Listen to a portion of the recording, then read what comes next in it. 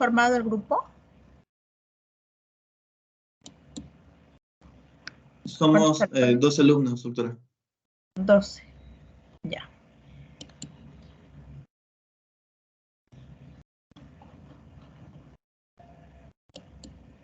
¿Se logra visualizar? Sí, ¿no? Sí, doctora. Ya, correcto. Bueno, empezamos. Vamos a hablar de hipertensión portal, complicaciones. Dentro del contenido, vamos a revisar lo que son bases anatomofisiológicas, algo de fisiopatología de hipertensión portal, la clasificación, las consecuencias clínicas de la hipertensión portal, ¿no? Como la circulación colateral, ascitis, las varices esofagogástricas, encefalopatía principalmente, ¿no? Y bueno, tenemos otras como el hepatocarcinoma. Ya. Dentro de, recordando algo de la anatomía y la fisiología, el hígado tiene dos circuitos, ¿no? Dos tipos de circulación. La vena porta, que va a transportar sangre venosa principalmente, representa los 2/3 del flujo, y la arteria hepática, ¿no? Sangre arterial representa 1/3 del flujo. En total, más o menos es 1500 mililitros, ¿no? Por minuto, que es lo que recambia el hígado, lo cual representa un 15 o un 20% del gasto cardíaco. Ahora, esta irrigación o esta, la vena porta, la arteria hepática van a tener ramas, ¿no? Que a su vez van a dar diferentes, digamos, colaterales que van a irrigar los diferentes segmentos del hígado. Por decir, en la parte de celeste está representada lo que es la vena y sus divisiones, vena suprahepática derecha, la vena cava inferior hacia la parte con el número 2, ¿no? Con el número 3 está la vena suprahepática media. Con el número 4, no sé si logran alcanzar a ver, está la suprahepática izquierda, que está hacia la parte superior. Y representado con el número 6 está el grosor de la vena porta, ¿no? Ahora, la arteria hepática está representada por el color de rojo, ¿no? Y la vía biliar de verde, ¿no? Ahora, esta vena porta a su vez va a tener también colaterales, ¿no? Va a tener ramas. Ven el hígado, entonces ahí sale la vena porta y va a tener pues afluentes, ¿no? Hacia abajo, la vena mesentérica superior y da una rama principal que se va a ir hacia la parte del vaso, ¿no? Estas a su vez tienen también otras subdivisiones como la cólica derecha, las venas que van al intestino delgado, que van hacia la zona hemorroidal, ¿no? Hacia la parte del colon también izquierdo y mesentérica, ¿no? Hacia la curvatura menor del estómago también, como es la gastroepiploica izquierda, ¿no? Venas pancreáticas, venas esplénicas y coronaria estomáquica. Ahora, la vena porta va a tener un diámetro de 1 a 1,5 centímetros, ¿no? Y una longitud de 6 a 8 centímetros. Ahora, desde que inicia esta vena porta, desde el hilio hepático, va a dividirse en dos ramas principales, ¿no? Como habíamos mencionado. Derecha e izquierda, cada uno corresponde a uno de los segmentos del hígado. Y estas a su vez van a originar otras divisiones, ¿no? Terminando en una red, lo que es conocido como red sinusoidal hepática. Ahora, el flujo sanguíneo en el hígado, digamos, va a estar dada por una diferencia de presiones, ¿no? Cuando esta diferencia de presiones o gradiente se va a dar a diferentes puntos de este sistema portal. Y este gradiente de presión se le conoce como, digamos, a esto se le conoce como presión portal, y cuando aumenta del valor, hipertensión portal, ¿no? Entonces, este gradiente de presión va a estar dado por una fórmula conocida como la ley de Ohm, que va a estar dado por el flujo venoso portal representado por la letra Q mayúscula y las resistencias vasculares a este flujo, ¿no? Que corresponde a la letra R. Entonces, esta gradiente de presiones en un punto P1 menos P2, ¿no? Me va a dar lo que es la presión portal, ¿no? Va a estar dado por el flujo y la resistencia, ¿no? Delta de presión. Ahora, esta resistencia a su vez también está representada por una fórmula física, ¿no?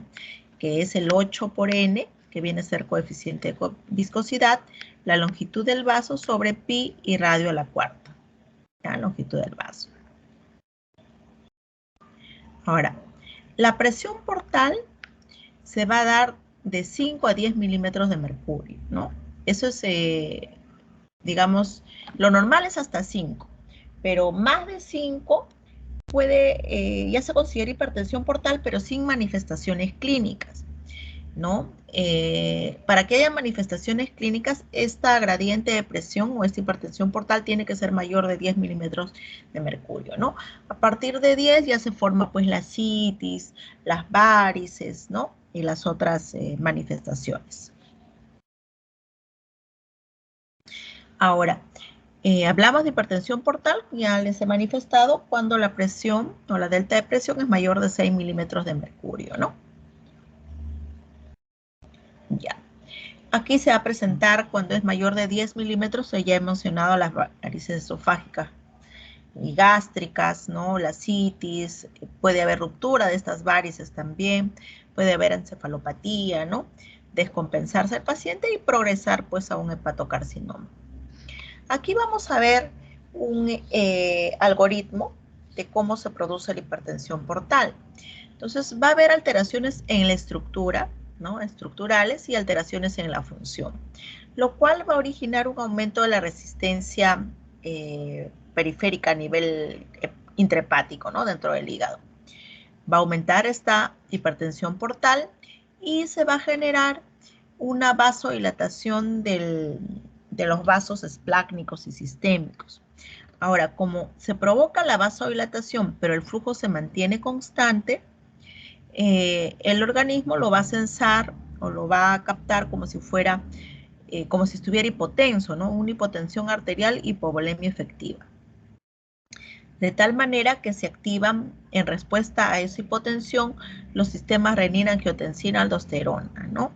Y al activarse, también va a activarse una retención de sodio y por ende de agua, ¿no? Y esta agua, este flujo en exceso, va a ser distribuido en las colaterales o el sistema venoso, ¿no? Entonces ahí es que se forman las diversas colaterales fotosistémicas. Entonces, esta hipertensión portal va a estar dada a 3 niveles, a nivel prehepático, a nivel hepático o intrahepático y poshepático, ¿no? A nivel prehepático, tiene que ver con la parte de los vasos, la mesentérica, y todo lo que provoque un incremento de la resistencia, ¿no? A nivel intrahepático o hepático, principalmente tenemos la cirrosis hepática, pero también la hepatitis alcohólica, ¿no? El hígado al volverse cirrótico, micronódulos o macronódulos, aumenta la resistencia, ¿no? Y poshepático principalmente está representada por la parte cardíaca, ¿no? Insuficiencias cardíacas, miocardiopatía restrictiva, que va a aumentar este flujo y de esa manera la presión portal. Aquí en este cuadrito también podemos ver las causas de hipertensión portal, ¿no? Prehepática, hepática y poshepática, ¿no? Entonces, prehepática tenemos trombosis de la vena porta, trombosis de la vena esplénica, esplenomegalia masiva, ¿no? Hepático a 3 niveles, presinusoidal, sinusoidal, postsinusoidal, y poshepático, como ya habíamos mencionado, principalmente las causas cardíacas, ¿no? Miocardiopatía restrictiva, pericarditis, insuficiencia cardíaca, ¿no? Y tenemos algunas congénitas, ¿no? Como el Budd-Chiari, membranas de la cava inferior.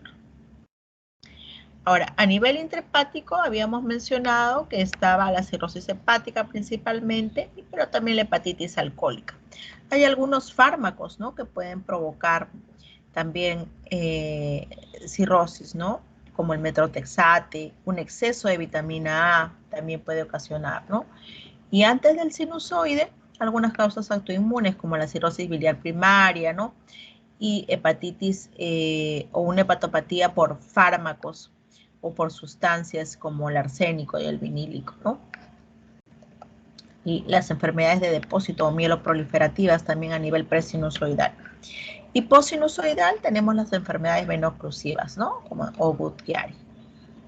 Entonces, nuevamente en este algoritmo vemos la hipertensión portal a nivel prehepático, como teniendo como causa representante la trombosis de la vena porta, compresión por cáncer o tumoraciones que compriman esta vena porta y compresión por ganglios, ¿no? A veces hay, digamos, adenopatías de causas tumorales también que pueden ocasionar compresión de la vena porta. A nivel intrahepático, la cirrosis, la hepatitis alcohólica, hemos mencionado, poshepático, las miocardiopatías, ¿no? Enfermedades veno-oclusivas, principalmente. Entonces, recalcando que a partir de 10 milímetros de mercurio, en la gradiente de presiones, ¿no? Aumenta es lo que se presenta en las manifestaciones clínicas, ¿no? Ahora, para que haya aumento de la resistencia periférica, tenemos dos factores, ¿no? Un factor mecánico y un factor dinámico. El factor mecánico tiene que ver con la estructura, ¿no? Estructura del vaso, puede haber fibrosis, nódulos de regeneración, microtrombos, ¿no? Y el factor dinámico tiene que ver propiamente con el mismo vaso, el endotelio, ¿no? La capacidad contráctil que tiene este vaso sanguíneo, ¿no? Y de por sí estas células perisinusoidales tienen movimiento, ¿no? Está formado por miofibroblastos que están alrededor de los espacios porta, ¿no? Y músculo liso. También tenemos vénulas a este nivel. Entonces, tenemos la hipertensión portal que está dado por dos factores, estructural y dinámico, ¿no? Esto va a incrementar la resistencia periférica, va a haber un aumento del flujo venoso, por lo cual se van a formar las diferentes colaterales o shunts, ¿no? Shunts. También hay producción de algunas sustancias en respuesta a esa vasoconstricción, que son los vasodilatadores, ¿no? El óxido nítrico, la prostaciclina, monóxido de carbono, sulfuro de hidrógeno, endocannabinoides, neuropéptidos, glucagón, factor de crecimiento del epitelio vascular. Estos son sustancias que se producen cuando hay hipertensión portal en respuesta, ¿no? Ahora, dentro de las consecuencias ya habíamos mencionado circulación colateral, varices esófago-gástricas, ascitis, síndrome hepatorrenal, esplenomegalia, encefalopatía, el hepatopulmonar y por último el hepatocarcinoma. Ahora, en este diagrama vemos cómo se forman las derivaciones portosistémicas, ¿no? Tenemos cuando hay, digamos, una obstrucción del flujo venoso hepático, ya mencionamos, aumenta la gradiente de presión portal, va a haber vasodilatación esplácnica y sistémica, el flujo se mantiene constante, el cuerpo lo sensa como que hay una hipotensión y activa el sistema, el RES, ¿no? Renina, angiotensina, aldosterona, ¿no? Hormona natriurética también. Y de esa manera el sodio, se libera sodio, va a retener agua, va a aumentar el flujo y se va a formar ahí las colaterales, ¿no? Las colaterales principalmente tenemos porta ilíaca, que van hacia el hemorroides, porta umbilical, que va a formar la típica circulación en cabeza de medusa, ¿no? Ustedes recordarán por semiología que la circulación colateral en cabeza de medusa es la de que corresponde a hipertensión portal, ¿no? Tenemos también portogástrica, que va a formar las varices esofágicas, ¿no? Que son de entre las más frecuentes. O gástricas también. Ahora, dentro de los cortocircuitos tenemos el porto pulmonar, que va a manifestarse mediante cianosis. Entonces, miren el esquema, el desarrollo de colaterales, esofágica, gástrica, a nivel de la curvatura menor, mayor, también puede ver a nivel de las hemorroides, ¿no? Incluso hasta a nivel cardíaco. En realidad puede haber en cualquier parte del intestino, pero lo más frecuente es esófago gástrica. Ahora, cuando hay un incremento de presión portal, ¿no? Más de 10 12 por decir, hay ruptura de estas varices, ¿no? Y esto puede tener alta mortalidad, ¿no? El riesgo de que desarrolle varices es más o menos 5% al año, ¿no? A los 3 años obviamente aumenta, llegando a un 12%. Entonces aquí tenemos las varices esofágicas. Estas se pueden clasificar de acuerdo a la ubicación, si son esofágicas, si comprometen un cuadrante, 2, 3, 4, o también cuando son esófago-gástricas, si vienen por la curvatura menor, si vienen por la curvatura mayor, si están aisladas solamente en el estómago, en el fondo gástrico o en otra parte del estómago, ¿no? Esta es la clasificación de Sarin. Ahora, otra de las manifestaciones clínicas que se puede presentar es la encefalopatía, ¿no? Esta encefalopatía se produce en pacientes descompensados, ¿no? Que ya tienen, digamos, un nivel moderado a intermedio de descompensación, ¿no? Aquí va a haber un acúmulo de sustancias, de toxinas, principalmente el amonio, ¿no? Este amonio proviene del intestino, ¿no? De la dieta principalmente. Entonces, se puede producir encefalopatía y edema cerebral, pero también tiene una función principal la glutamina, ¿no? La glutaminasa, que también puede haber alteración por esta sustancia. Y se van a presentar las fases. ¿Recuerdan las fases de la encefalopatía? Chicos. ¿Recuerdan las fases de la encefalopatía? Hay 4 estadios, doctora. Ya, ¿cuáles son? No me equivoco, en el primer estadio hay cambios leves, ¿no? Suele haber el paciente suele tener insomnio, ¿no? En el estadio 2 suele aparecer hiperreflexia, ataxia, ¿no? Y Ya. ya en el estadio 3 ya aparece el Babinski, que es bilateral, la rigidez, ¿no? Correcto. Correcto. Tenemos una encefalopatía que es a cambios mínimos, que casi no es detectable físicamente, ¿no? Solamente si le tomamos un examen, por decir, neurológico, psicológico. Pero esta clasificación de Westhaven clasifica desde el grado, digamos, 0, que no tiene nada, ¿no? El grado 1, 2, 3 y 4, ¿no? En el grado 1, ahí el paciente puede estar eufórico, puede estar deprimido, podría iniciar ya algo de flapping, pero se encuentra orientado, ¿no? En el grado 2, el paciente se encuentra desorientado, puede hablar sonidos incomprensibles o de repente hablar cosas sin sentido, ¿no? Puede tener el flapping o la asterixis, ¿no? Porque estos reflejos se encuentran alterados. En el estadio 3 ya el paciente entra en una somnolencia, ¿no? Está bastante confuso, está soporoso. Puede despertar al llamado, a movimientos fuertes, ¿no?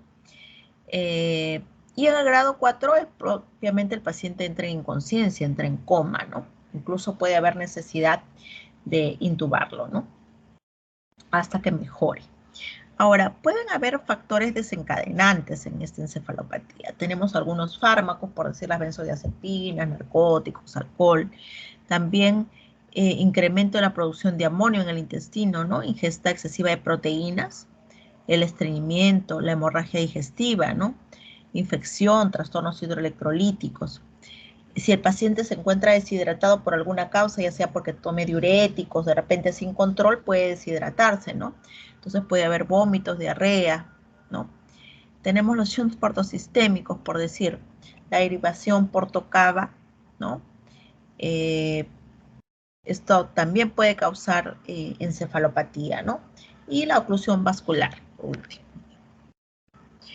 Ahora, ¿cómo creen que se forma la citis en hipertensión portal?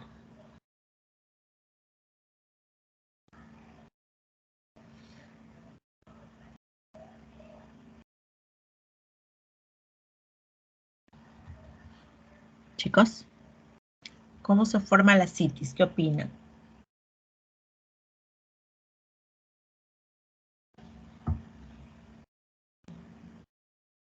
¿Nadie? A ver, Luis Carrizo.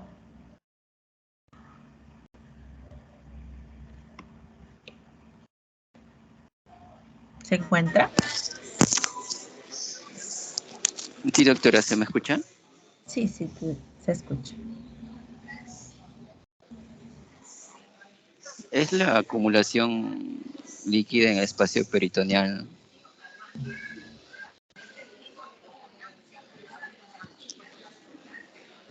Ya, Doctora, pero ¿cómo no se sé si forma? puedo...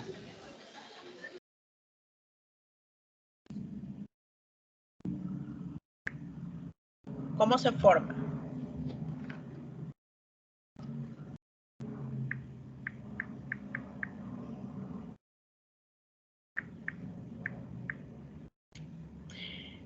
Más o menos, ¿recuerdas el algoritmo que he presentado? ¿Cómo se forma?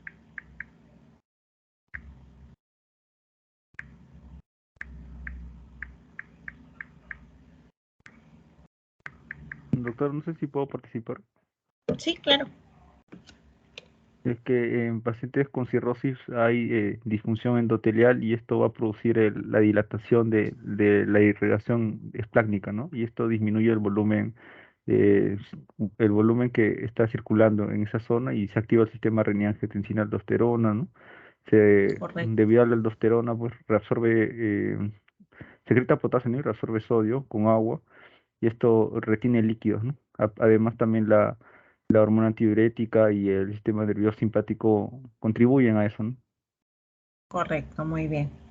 Claro, ese es el principal mecanismo de formación de ascitis, ¿no? En hipertensión portal. Tenemos otras causas de ascitis, obviamente, pero no son por hipertensión portal, ¿no? Que tiene que ver con la presión oncótica, la albúmina propiamente, ¿no? Y algunos vasodilatadores como el óxido nítrico, etcétera, ¿no? Entonces, pero el principal mecanismo de formación de ascitis es el que ha mencionado mi compañero, ¿no? Bueno, acá es el resumen, porque ya lo habíamos visto también. Tenemos retención primaria de agua y sodio, ¿no?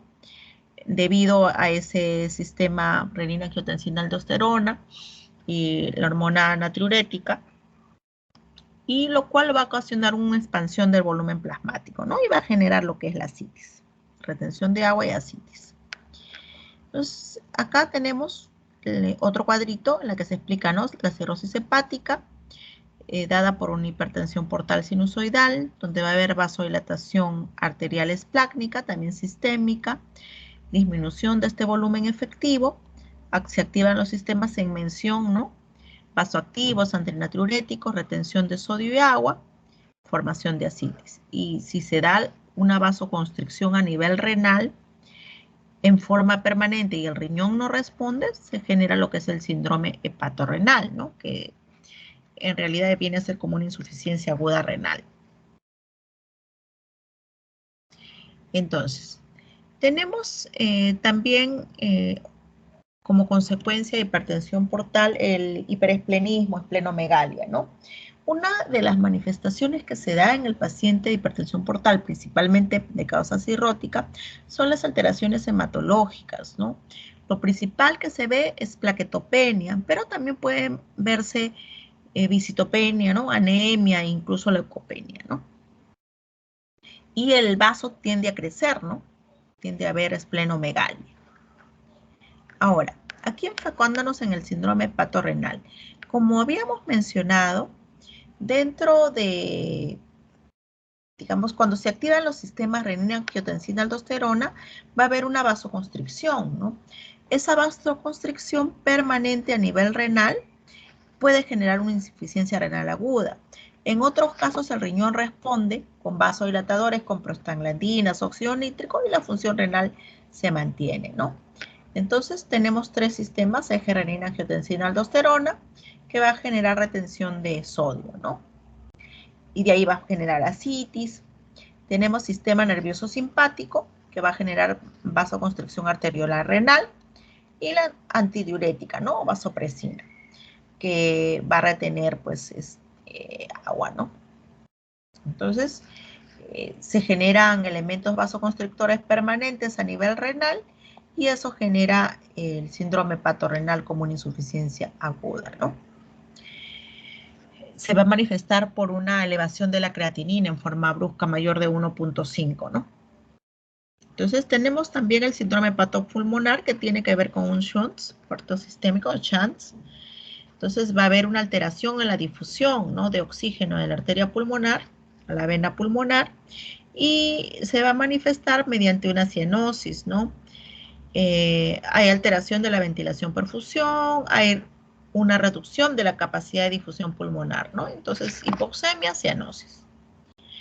El paciente también puede tener otras manifestaciones, ¿no? Como la ortodeoxilaplatimia, que lo vamos a ver un poquito después de esta diapositiva. Entonces, descenso de la saturación de oxígeno, que lo vamos a ver con el saturómetro, ¿no? Pulso oxímetro. Ahora, puede haber un descenso de la presión arterial de oxígeno mayor del 10%, ¿no? Cuando el paciente está en decúbito y se incorpora, ¿no?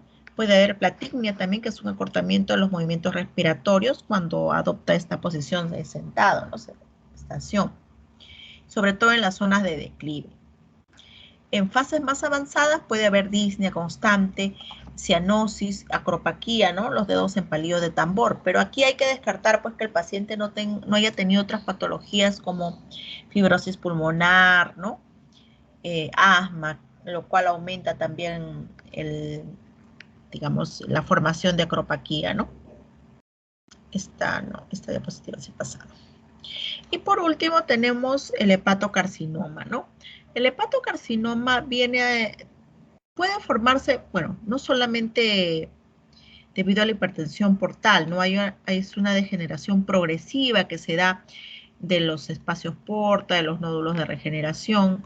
Obviamente hay hipertensión portal en un paciente cirrótico y esta lesión que se da es muy vascularizado, terminando pues con una proliferación de células en forma descontrolada, ¿no? Y de esta manera me lleva a lo que es el hepatocarcinoma. Entonces, alteración en la arquitectura y una proliferación de células en forma muy prolongada, ¿no? ¿Qué conclusiones darían del tema de hipertensión portal? Creo que ya hemos terminado. ¿Qué conclusiones darían?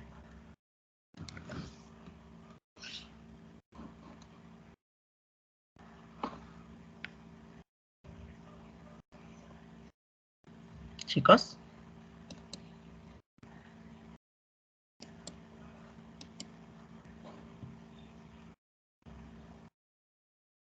Héctor. Doctora. ¿Qué opinas? ¿Se me escucha? Sí. Doctora, en este caso de hipertensión portal, debería ser, como mencionó, a partir recién de cuando pasa los 10 miligramos de mercurio, recién se produce la sintomatología, ¿no? Pero sin embargo, si tenemos de 5 a 10, ya hay hipertensión, pero no. Entonces sería interesante poder justamente detectar en este periodo de 5 a 10 miligramos de mercurio para pues, poder evitar todo lo que nos ha mostrado, ¿no? Ya, correcto.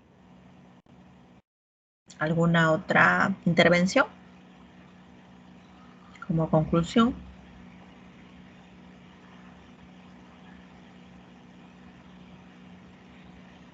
Acerca de los tipos, acerca de las manifestaciones.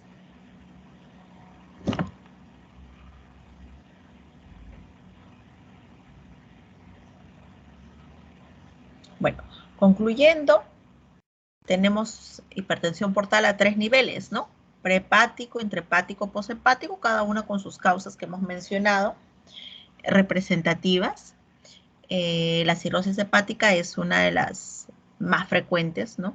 Causas de hipertensión portal, pero hay otras causas, ¿no? No todo paciente con hipertensión portal es cirrótico.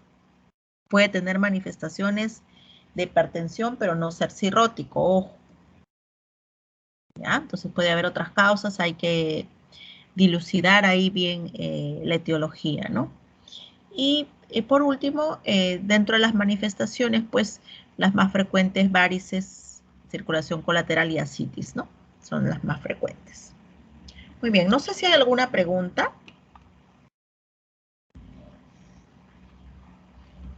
Si no, estamos terminando la clase. Chicos, creo que no, ¿no? Bueno, muy bien. Si no hay preguntas, ahí estamos terminando. Delegado, ¿cuándo nos toca la siguiente clase? Sí, doctora. Nos tocaría el día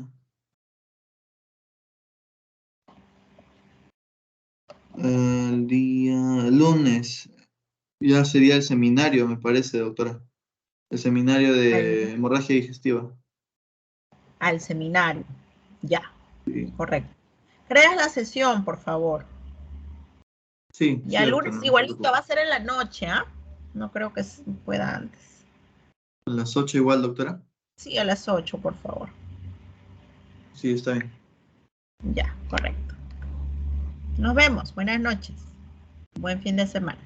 Gracias, doctora. Buenas Gracias, Buenas doctora. noches.